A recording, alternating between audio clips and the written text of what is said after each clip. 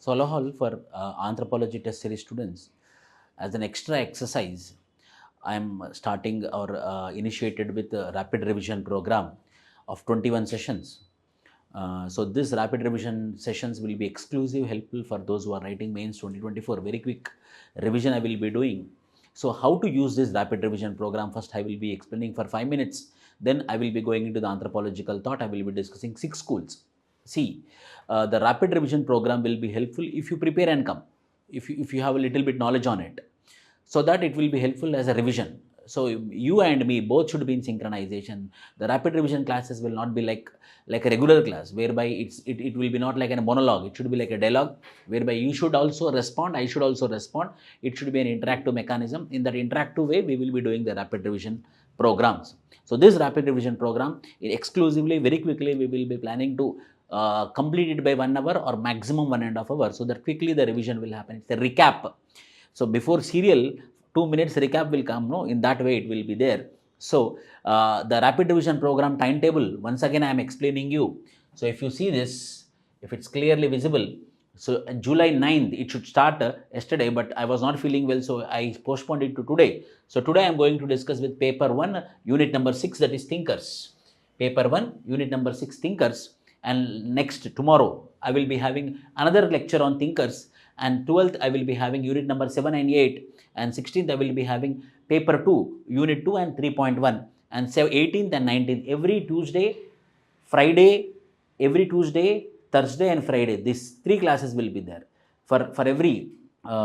For every week, there will be Tuesday class, there will be Thursday class, and there will be Friday class. In this way, complete a syllabus I will be doing, lecture 1, lecture 2, lecture 3. In this way, by this is August and August 23rd. So lecture 20 and 22. By August 23rd, the syllabus of the rapid revision program will be completed. So 1 month cushion will be there for you to prepare for the full length test, for you to have your own plan of preparation, those who are writing for mains 2024. In this way, the complete strategy will be there. So if you use it properly for quick revision, it will be helpful. And I made this particular rapid revision program in synchronization with the test series which I am doing parallelly. So if you listen and if you attend the test series, you can have a proper command, or at least you can remember these points and you can write in the examination hall. So without wasting time, I will start the session now. So the first session is about lecture 1, unit paper 1 and unit 6, thinkers. See, thinkers is the most important module of the anthropology discipline. Thinkers per se, it is the heart and the soul of the anthropology. We have to use the thinkers in every question of your answers. You have to use this thinker's name wherever it is possible. For example, if there is a question on language, if there is a question on culture, if there is a question on civilization, if there is a question on tribal India, if there is a question on Indian society, if there is a question on caste system, if there is a question on communalism, if there is a question on regionalism, if there is a question on Mendelian population, if there is a question on genetical disease, if there is a question on human growth and development, if there is a question on menstrual cycle, or if there is a question on applications of anthropology to the archaeology, primatology and evolution of man, socio-culture anthropology, marriage, family, kinship, every part of the syllabus, every question, you should write one thinker name. That is the rule of thumb. You should be aware, you should be so much aware that yes, एक thinker को मैं use करूंगा और वो वाला thinker को मैं use करूंगा कौन सी भी क्वेश्चन में. In that way you have to be alert. So how we should use the thinkers, in what type of questions you have to use the thinkers. Very quickly you can make the note. Why? Because there will note dictation will not be there. Just I will be explaining the concept. So first I will start with, so in syllabus of paper 1 you have evolution of man and archaeology, culture, society, marriage, family and kinship, economic organizations, political organizations and religion, anthropological thought. And here I am starting with anthropological thought as per synchronization with your syllabus. So then we have language, fieldwork, genetics, human growth and development, fertility and applications of anthropology. How many schools are there? So first we will try to remember the schools. So classical evolutionism, Taylor, Morgan and Fraser. So listen, what classical evolutionists want to tell. The classical evolutionists are the beginners, the first generation of anthropologists. So in our classical evolutionism, we have the first school of discipline within the discipline of anthropological thought is subdiscipline is classical evolutionism. 3 thinkers are there: E.B. Taylor, Henry Morgan and James Fraser. E.B. Taylor is considered as father of cultural anthropology. He is a British anthropologist. He studied mainly, what are his broad contributions, I will tell you. The first contribution of this person is, he gave the term called as animism. He gave how the religion has been evolved. He told that there is a question that what is happening to the man after the death. Then he satisfied himself that the man after the death, the soul is not dying, the soul is immortal. So the soul is getting supernatural power, hence there is a worship of supernatural powers. That worship of supernatural powers in the form of souls is called as animism. So first contribution is, he is a person who gave the term called as animism, and he is a person who told that the first form of religion is animism. The same thing you can use in religion. Second, he discussed about psychic unity of mankind. He told that everywhere, if the environments are same and needs are same, if environments are same and needs are same, then the man thought will be the same, the man response to satisfy the needs will be the same. So as these thoughts are same in order to satisfy the needs, the systems are same in order to satisfy the needs, that systems are called as cultures, that responses are called as cultures. That similar form of responses, he named it as cultures. The similar form of cultures are called as culture parallels. Hence, psychic unity of mankind is responsible for culture parallels. Next, he told culture survival. What is culture survival? The culture which is present in the past, if it is having some significance, if it will be present, and that thing or that essential things, if it is present today also, so it might be having some function, so I am using it. What a big thing is there in that? There is some function, so I am using it. But there are some things which have the function in the past, but which doesn't have the function in the present, but still I am following seriously. That he named it as culture survivals, irrespective of the function. If the culture is followed, irrespective of the function, that culture is present, that is called as culture survivals. He took the example of British horsemanship. The horse riding or the horseman dress is one thing which was present in the past, because he used to ride the horse and come to as elite, he used to wear that particular dress and he used to come. So whereas today also in any British community, any official dinner or a function or a party is there, today also the people come in the horsemanship. Irrespective of the function, they are using it as a symbol of culture. That type of cultures which doesn't have any function, but still if it is present today, it is called as culture survival. So he discussed about psychic unity of mankind, he discussed about animism, he discussed about culture parallels, he discussed about culture survivals. He also told that Victorian society is one society where every other society aspires to become, by which he also is ethnocentric in nature. As well as he told that racism is a psychological myth. So race is a utopian concept. Race is an ideal concept. Race is an obsolete concept, he told. So he was against the racism also. And eighth contribution, he is the person who gave the proper definition of culture. But he emphasized on the word called as culture will be acquired. We will be acquiring the culture. Culture is a complex whole of materials, beliefs, customs, myth. All these things will be acquired. Hence, he is a person who discussed about culture definition also. Then language. He also discussed about, then what will happen if you write no? There will be synchronization between me and you. Very quickly we are doing no? Language. Then language. He is the first person who discussed about the language in his book called as Primitive Culture. So the same thing we will be writing, we will be also mentioning in the unit number 7. When we are talking about unit number 7, language and culture, so he is the first person who discussed about the importance of language in the cultural studies. Hence, there is a contribution of language also from E.B. Taylor. But E.B. Taylor's concept is subjected to criticism. Why? Because he told everywhere the cultures will be there, everywhere the needs will be the same, because to satisfy the needs, the man will be thinking in the same format. Hence, culture parallels is subjected to criticism. For the same thought process, he gave a term called as what? Someone tell me. People will be thinking in the same format, for which he gave a term. Monogenism. He told monogenism. In this way, these are the contributions of E.B. Taylor. Very quickly. Number 1, that is psychic unity of mankind. Number 2, culture parallels, culture survivals, religion, animism. He did not do any field work, armchair anthropologist. He gave the definition of culture. He discussed about the language. He told Victorian society is one society aspires to become. He told racial superiority is a psychological myth. These are the main contributions of E.B. Taylor. But however, he is subjected to criticism, believing that the British is the highest stage of development was been criticized, how culture parallels will be practically present, and armchair anthropologist concept is also subjected to criticism. And next person is Henry Morgan. What are the contributions of Henry Morgan? Henry Morgan is an American anthropologist. Henry Morgan, he is famous for his book called as Ancient Society. In the book called as Ancient Society, he gave a theory called as what? Theory of social evolution, in which he discussed about how the marriages evolved, how political systems evolved, how savagery, barbarism to civilization. This was explained by the Henry Morgan in his book Ancient Society, that is Theory of Social Evolution book. And he is the person who discussed about kinship when he was doing field work in Iroquois. In Iroquois Indians, when he was been studying, he studied about the kinship terminologies, and he felt very much interested and studied about all the kinship terminologies in North American continent, and he came to conclusion that there are two types of kinship terminologies. What are those? Classificatory kinship terminology and descriptive kinship terminology. And he also person who used questionnaire method. While doing field work in Iroquois Indians, he is the person who emphasized that questionnaire method is the best method to collect the data. In the tools of data collection, we have to use this. The questionnaire method is been advocated by whom? Henry Morgan. Apart from that, he is a person, he is also champion of tribal rights. He is a person, there was a company called as Ojdon Company. Ojdon Company is a mining company in North American continent.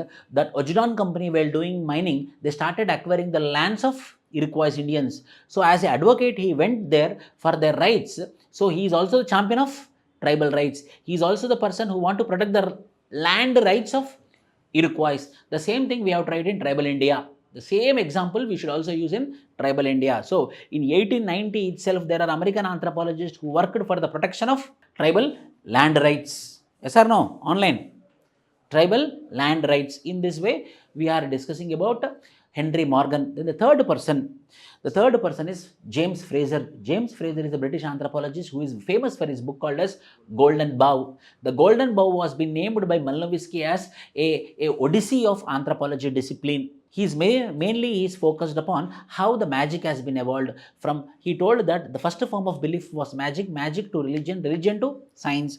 He also devised the mechanism how to do the magic. He told two mechanisms to do the magic. One is called as law of similarity and law of contact. Law of similarity and law of contact. Then more what he discussed about James Fraser. Very good. Totemism and exogamy. He is the person who discussed about totemism. Totems are the symbols of cultures. There are some societies whereby the totems itself is religion, was being discussed by James Fraser. Criticism is, James Fraser is too much armchair anthropologist. He never did any field work. And his belief that magic, religion, science, today also in the British society, magic, religion and science are living or present, they are coexisting together. These are the criticism of James Fraser. Morgan's criticism, kinship terminologies. So he told that there are only two kinship terminologies, but there are other varieties of kinship terminologies, not just classificatory and descriptive. There are degrees of kinship terminologies, like 10% classificatory, 90% descriptive. So it is not in silos like this is classificatory and this is descriptive kinship terminology. More like monogamy and polygamy both can be present together, isn't it? Classificatory and descriptive also. Yes, he told that first it was classificatory kinship terminology, now it is descriptive. First it was polygamy, now it is monogamy. So today also there is monogamy, polygamy together. Today also classificatory and descriptive together. True.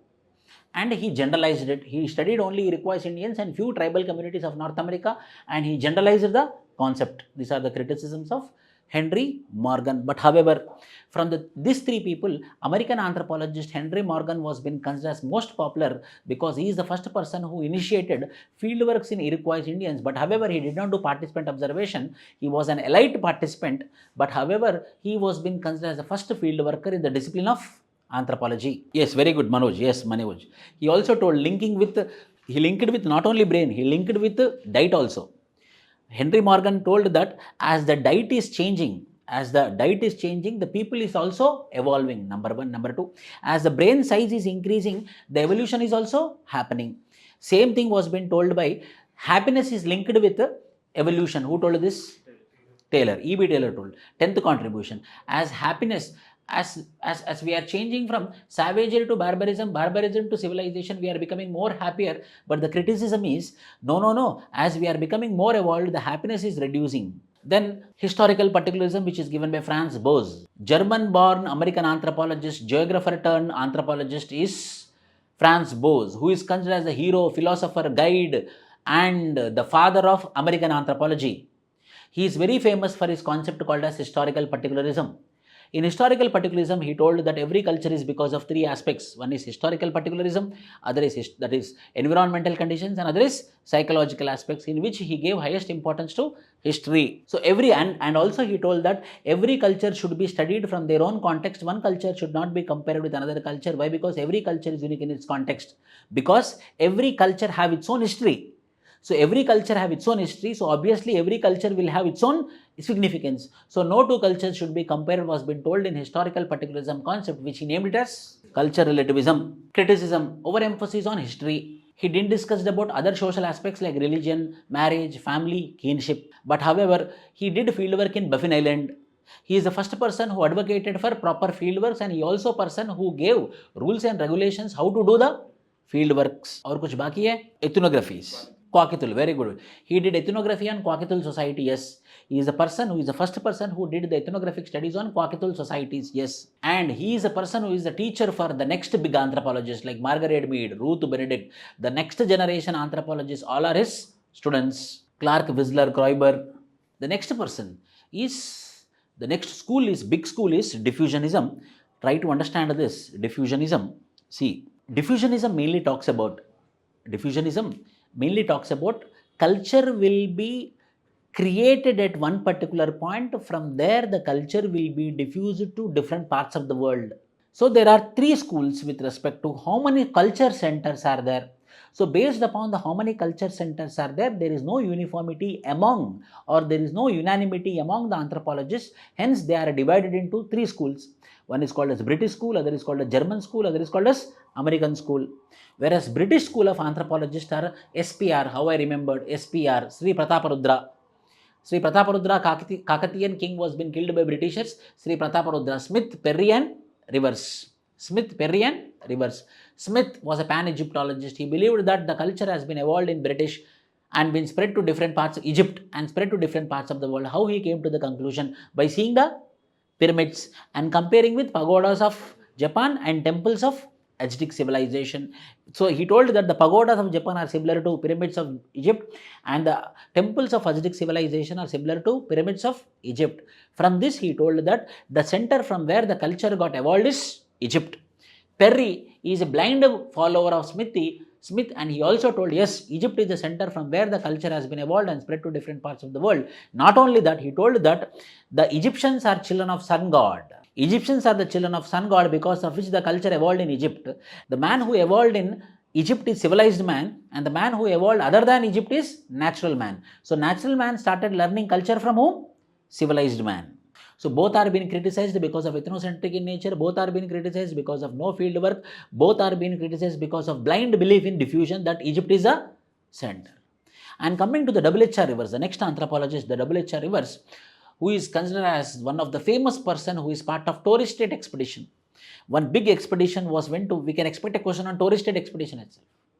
The Torres Strait expedition is a very famous expedition because of which the anthropology has been evolved. The anthropology discipline has been evolved because of Torres Strait expedition. In this Torres Strait expedition, the famous anthropologists were WHR Rivers, R.C. Brown, Malnovisky, Sligman. So very, very famous anthropologists were been part of Torres Strait expedition. Where there is Torres Strait expedition? In Melanesia and Polynesia region. So when he was part of Torres Strait expedition, when these people moved from London, the WHR Rivers has stopped at India and did field work on Toda, and R.C. Brown stopped at Andaman and did field work on Andaman Islanders. So what are the contributions of WHR Rivers? WHR Rivers also accepted what his gurus Smith and Perry told. Yes, Egypt is a center from where the culture has been spread, but however, there are other centers also there. Are you getting my point? WHR Rivers told there are multiple centers, but the dominating center is Egypt. So he is not blindly telling that Egypt is the only center. Egypt is the dominating center, but however, other centers also present, he told. And other than that, he is the person who had innovated genealogies. He is the person who used genealogies in understanding socio-cultural setups of communities. And he is a person who told that culture will not only spread, culture will also disappear. The degeneration of culture will be happening by seeing the Melanesian society's absence of Kanois. He came to this conclusion. And in Toda tribal community, he gave the concept called as buffalo complex, whereby woman is been seen as polluted and woman is not allowed to touch the buffaloes. So that particular concept is called as buffalo complex. More WHR reverse. WHR reverse. The only one thing is, so he is being kept under the British school of diffusionism, but however, he believed the Egypt is a dominant center, but he did not deny that there are other centers also. That is the main point with respect to WHR reverse. This is British school of diffusionism. Next, coming to German school of diffusionism, how we have to remember GSLV, we have geostationary launch vehicle, is this technology we copied from Germany. So how we have to remember GSLR, Graebner, Schmid, Leo Frobenius, Ratzel. So first person is Ratzel. Ratzel is a German anthropologist. He is against geographical determinism. He is against geographical determinism, means he want to tell that geography will not determine the culture. The cultural evolution, the cultural diffusion will not happen because of geographical proximity, but the cultural diffusion will happen mainly because of migration of people. He gave a concept called as Forman-Gedanke. Yes or no? He gave a concept called as Forman-Gedanke, which is called as form criterion, which means essential and unessential. If both are present, essential present means okay, some use is there, some purpose is there, I am using it. But unessential is also present in two places, which means that diffusion happened. So Forman-Gedanke was been given by him. Other than that, Ratzel. Yes, man is basically uninventive. True. Man is basically uninventive. That is the reason he will be copying. That is also told by German diffusionist, that is Ratzel. Man is basically uninventive. Not quality, not quantity bola tha. Ratzel bola tha quantity. That is called as criteria of quantity. Criteria form, criteria of quantity. More the number of traits, more the diffusion was been given by Ratzel. Quality nahi bola tha, quality दूसरा आदमी बोला था. कौन बोला था criteria of quality? Leo Frobenius. And criteria of quantity कौन बोला था? Ratzel. Then coming to Leo Frobenius, my favorite anthropologist. Why, sir? I will tell you, see. He told that we will be trying to understand how the diffusion happened. From where we copied, we are bothered about. But one thing we are missing, Leo Frobenius want to tell that is, the diffusion happened in our culture today. The diffusion happened in our culture today. That means today my culture is mainly because of what is present in my history. And what is present in my history is because of what it got diffused from the history. So we have to search for those things. We have to search for those things which are in the invisible cultures. Means from some invisible cultures, the culture got diffused in the history, and what is present in the history, it became my culture today. So by museum collections, by museum methodology, by museum studies, where the museum things are same, that means in our history and their history, the things are same. Why? Because museum collections are same. From that we can come to a conclusion that yes, we have to come to conclusion that from invisible cultures, the culture came in our history, and what is present in our history, it became our history. Which he gave conclusion by studying Malayo-Negritic culture and West African cultures. There are so much far, but still their museum items are same. From that he concluded that West African culture is copied or diffused from Malayo-Negritic culture. So from that he proved, this can be a question. From that he proved that before the advent of globalization, before the concept of globalization, there is something called as global anthropology. Leo Frobenius, very intelligent. He told that before the advent of the concept of globalization, there is a concept called as global anthropology. So write about global anthropology means you have to start with this. Anything more of Leo Frobenius? This is what? Museum collection, museum methodology, invisible cultures, Malayo-Negritic culture and West African culture. Yes or no? The next person is Graebner.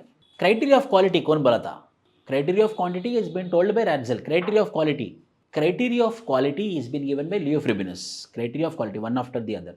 The next is Graebner. He gave a concept called as Urkulturen. He gave a concept called as Urkulturen, which means primeval cultures.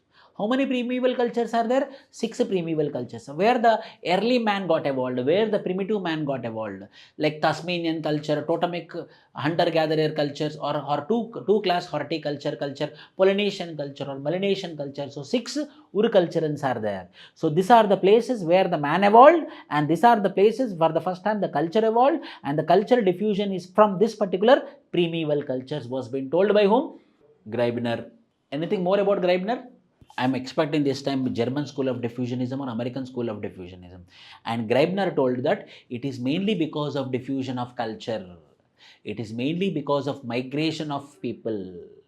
Migration is the sole factor which is responsible for diffusionism.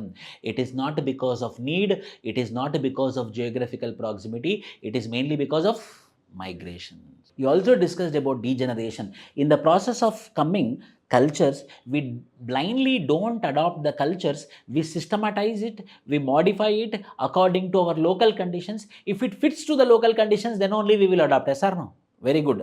The idea of degeneration, very good Sahil. यहाँ पे idea of degeneration बोले तो degenerate नहीं होगा. यहाँ पे degenerate बोले तो how the culture is there as it is we won't borrow it, as it is we won't take it, we modify it, we systematize it, we adopt according to our local conditions, according to our environmental conditions, and we adopt it. That is called as idea of degeneration. Yes, Asta Mishra, very good. And he told that culture circles, culture Chris.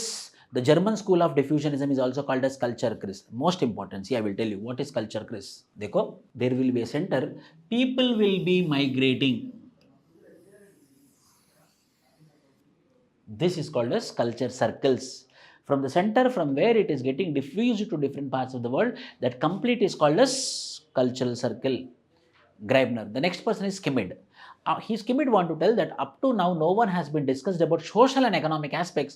So I want to tell that the cultural diffusion is happening mainly based upon the social and economic aspects, and he told that 4 culture circles are there mainly based upon the social and economic aspects, and he told that primitive culture, primary culture, secondary culture, and tertiary culture. For example, tribal people, the social aspects and economic aspects will be same. For example, reciprocity, give and take, community living, public property. Primary, who are depend upon agriculture. Secondary, who are depend upon manufacturing sector. Tertiary, who are depend upon manufacturing and service sector. Hence, in this way, what is their social and economic living? There are 4 cultures are there. According to Father Schmid, is primitive, primary, secondary, tertiary. So, criticism kya hai? The criticism is all about culture, age area also they told. Older the trait, large is its spread. Culture margin. The last point of contact of the culture is called as culture margin. Culture intensity. How much seriously we follow the culture is called as culture intensity. Some terminologies will be given by this German anthropologist. Culture strata, yes. Next is American School of Diffusionism. How to remember? KFC. America from. So, Kroiber, Franz Boas, Clark Whistler. The founder of diffusionism of America is Franz Boas. He told that the culture is being diffused not today, the culture is diffused in the culture is not diffused today, the culture is diffused in the history. In my history, like for example, British people brought English language. Not today, they brought in the history. So, what is there in my history? The culture is today. So, hence historical particularism. So, hence, he told that the culture is diffused from the history, number 1. It is also called as culture area. I will tell you what is the major difference between culture circle and culture area. Culture area में क्या होता है? There will be a culture center and there will be another section of people. So, because of geographical proximity, this culture center people will influence this and they will change the culture. And these people, geographical proximity, this people, because of geographical proximity, they influence other section of people, and hence the culture will be changed. Hence, this people will influence the other people because of geographical proximity. Up to that particular point, because of geographical proximity, the culture is getting diffused to the end point. That complete area is called as culture area. That is the major difference between the culture circle and culture area, which is told by Franz Boas. So, Franz Boas told that the diffusion is happening mainly because of American anthropologists. The diffusion is happening mainly because of contact, geographical proximity. Very good, Sahil. Focus more on imitation rather than migration. Imitation के लिए आदमी लोग importance देता है मगर migration के लिए नहीं देता है. Imitation is more influential when compare to migration according to American school of diffusionism. The next person is Clark Whistler. Tell me what Clark Whistler told. Clark Whistler mainly told the culture circles are because of food consumption, yes or no? Mainly based upon food consumption. So he told 6 culture areas: salmon fish or bison, some wild seeds, intensive agriculture. So there are 6 culture areas mainly based upon food consumption. Next. Oh, very good. 2 types of diffusion. Very good. One is natural diffusion, other is organized diffusion. There will be 2 types of diffusion. One is natural diffusion, which is mainly because of trial and error method, and there will be organized diffusions like Christian missionaries. Very good. Yes. 2 types of diffusions were being told by Clark Whistler. Age area principle, yes, age area principle यहाँ पे आता है. Very good. Age area principle यहाँ पे आता है. Longer the cultural trait, older the cultural trait, longer its spread. Yes. Kajal, correct. Subsistence was the criteria to identify the culture area. Food consumption, subsistence, correct. Then next, Clark Whistler के बाद Kroiber होएगा. Kroiber, what Kroiber told? Yes, salvage ethnography. Kroiber, main concept. He gave the terms called culture intensity, culture climax, the last stage where it is culture intensity. The terms are given in American anthropology. There should not be any confusion. The terms are part of American school of diffusionism, whereas the concepts are given in German school of diffusionism. And the next is functionalism. Very easy concept. Functionalism. There are 2 schools of functionalism. One is called as cultural functionalism, other is called as structural functionalism. The cultural functionalism is given by Malnovisky, the same 19th century and 20th century. The same has been told by R.C. Brown by the name called as structural functionalism. In cultural functionalism, the premise is every culture is having one purpose, and that purpose is satisfaction of individual needs. So culture will be satisfying the needs of the individual. The culture will be existing till that particular time. It will be satisfying the needs of the individual. If that particular culture is not satisfying the needs of the individual, that culture will be ceased to exist. So mainly it is need-based theory. Mainly it is function-based theory, which he mentioned in the book called as, the book name is some essays. A scientific theory of culture and other essays. Book name some you have to remember. A scientific theory of culture and other essays. And he also written another book which is called as Dynamics of Culture Change. In the book name, A Scientific Theory of Culture and Other Essays and the Dynamics of Culture Change, in which he discussed about some contributions. Number 1, Malnovisky's contribution to fieldwork method and writing ethnography. Malnovisky's contribution to fieldwork method and writing ethnography. So, Malnovisky's contribution to fieldwork and ethnography. So, where he did fieldwork, he went to Melanesia, Polynesia. He is a part of Torres Strait expedition. He did fieldwork there, and in that fieldwork, he mainly promoted what? Participant observation. He also gave the rules and regulations how to do the participant observation. He wrote the ethnographies also. So, this is about Malnovisky's contribution to fieldwork methods. So, it is about Malnovisky's contribution to fieldwork methods and writing ethnographies. Second, he gave the definition of culture. So earlier it was been told about acquired. Now it is told about inherited. But inherited is very important. The inherited is not biological inheritance, but the inheritance is what? Social inheritance. Very good. It is social inheritance. From one generation to another generation, it is not biological. From parent to children, socially. From brothers to, or from siblings, it is socially. From relatives, it is socially. From society, it is socially. In this way, there is Malnovisky's concept of culture. Malnovisky's theory of functionalism. What are those? Theory of functionalism. Monistic form. Malnovisky's theory of functionalism क्या क्या है? Theory of functionalism, three things will be there. Integrationalism is there. Other than a monistic form of functionalism, dualistic form of functionalism, and integrational form. Yes or no? Monistic form. Every culture trait have a function to perform. In dualistic form, they gave emphasis on what? Folklore and myths. Now, any question on folklore, you have to write about dualistic form of functionalism. Any question on myth which come in unit number 5, you have to write about functionalism of Malnovisky, whereby he emphasized on 2 things. One is called as myth and other is called as myth and other is called as folklore. Malnovisky's theory of functionalism. Malnovisky theory of needs. Malnovisky theory of needs में क्या क्या है? In theory of needs, what are there? Theory of needs, there is basic needs,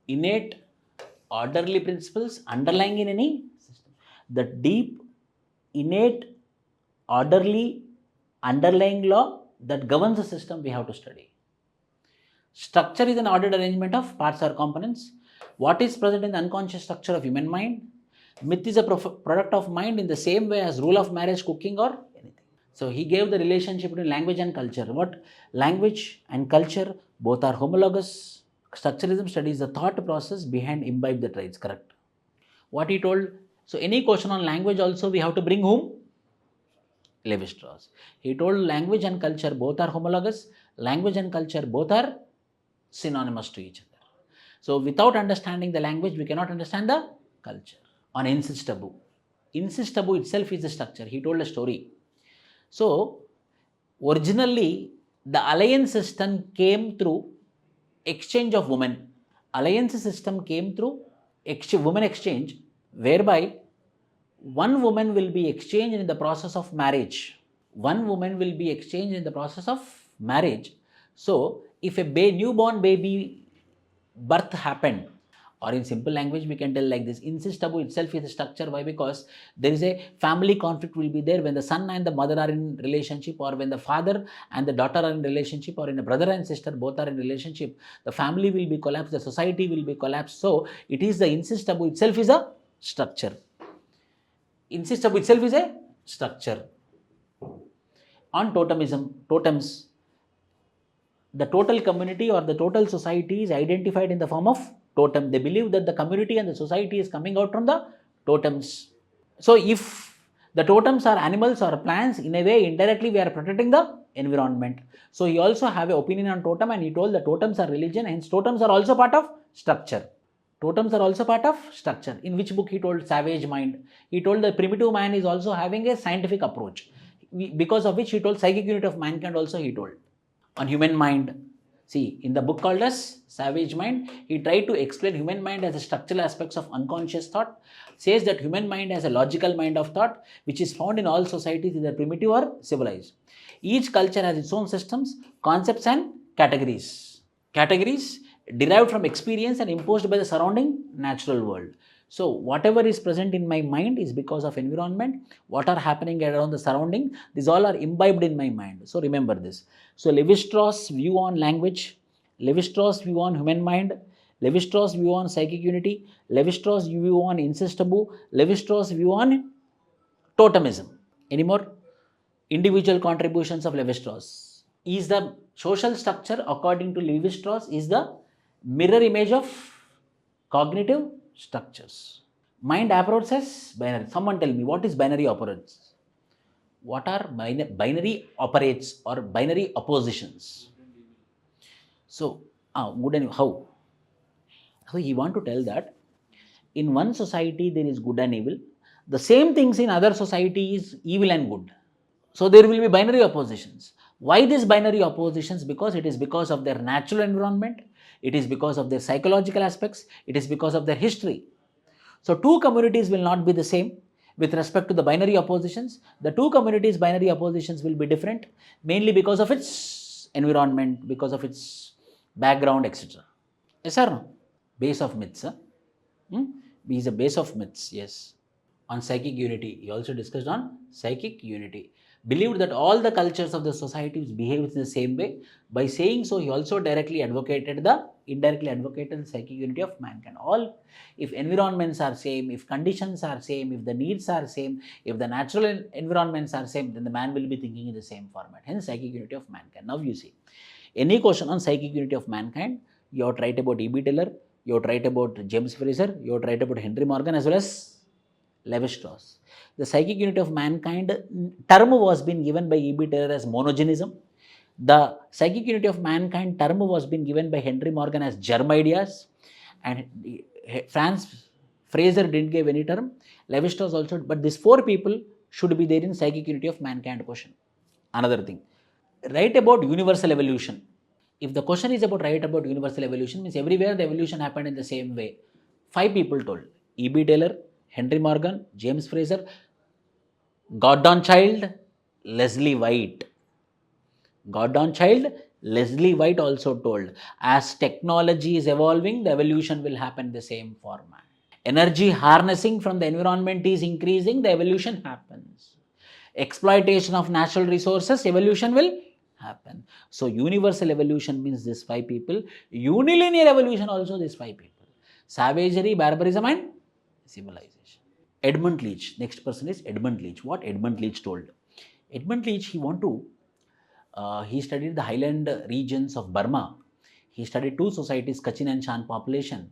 From Kachin and Shan population, he understood that. So every person will have an underlying law. Same way, because structuralist. So there is an underlying law, the people will follow the underlying law which is present inside the minds of the people.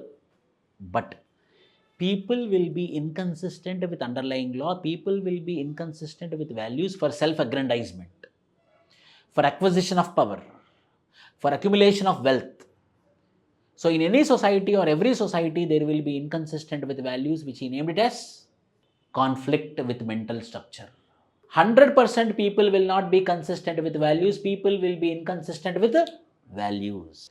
This inconsistency with values is called as conflict. Hence, conflict itself is a structure.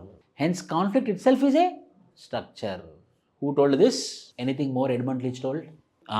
Challenged the notion of bonded tribe. Bonded tribe means bonded. They are bonded with the values, cultures. No. The people will not be bonded.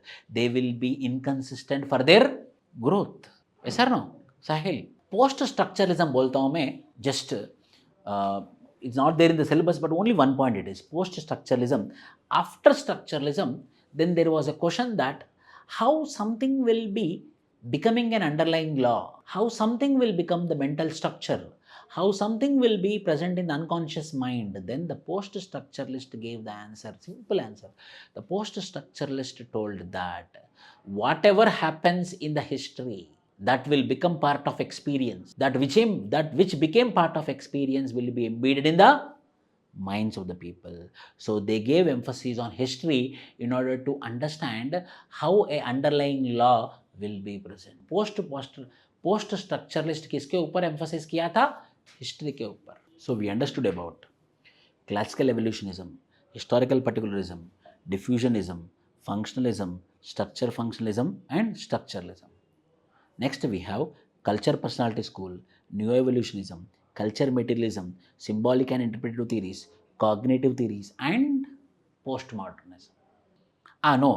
So what is the difference here is historical particularism will tell that what is present in the history, that is my culture. Here that is the reason it is not there in the syllabus. It is subjected to criticism. But what is post-structuralist want to tell that how something is going inside the minds of the people, how something is going becoming an underlying law. It is because which happened in the history that become the experience, that which became the experience became the part of the underlying law. How?